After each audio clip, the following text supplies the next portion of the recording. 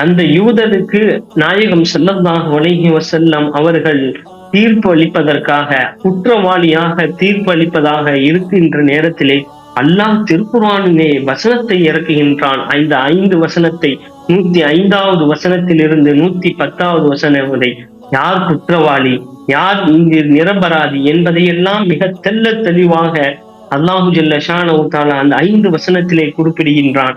அதில் ஒரு வசனம், இன்னா அன்ஸல்னா இலைக்கல் கிதாப பில் ஹக்கி, நாமே இந்த குர்ஆனை, இந்த வேதத்தை நாம் இறக்கி இருக்கின்றோம். எதற்காக என்றால் லிதஹ்கும பைனன்னாஸ், மக்களுக்கு நீங்கள் நீதமாக தீர்ப்பளிக்க வேண்டும் என்பதை, அந்த நீங்கள் அநியாயக்காரர்களிலும் மோசமானவர்களிலும் நீங்கள் சாய்ந்து விடாதீர்கள் என்பதாக அல்லாஹு ஜல்ல ஷானஹு தஆலா அந்த வசனத்திலே குறிப்பிடுகின்றான்.